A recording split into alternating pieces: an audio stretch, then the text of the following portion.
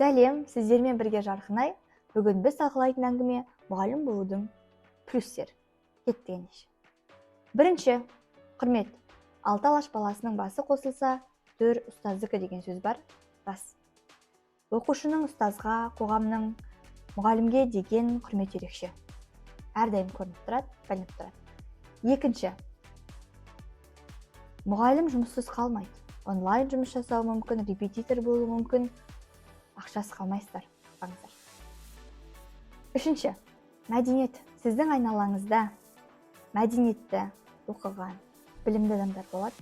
Олар дөрекілікке жол бермеуге тырысады, кез келген мәселені әдемі жеткізгісі келеді. Бұл маңызды, орта маңызды қашанда. Мұғалімнің қолында көрінбейтін билік бар. Оқушының мектепті жақсы көруі бірінші ортасынан, екінші мұғалімінен. Біреу нашар болса, минус болады. Сондықтан мұғалімдер біз мұғалім болудың осындай плюстері бар.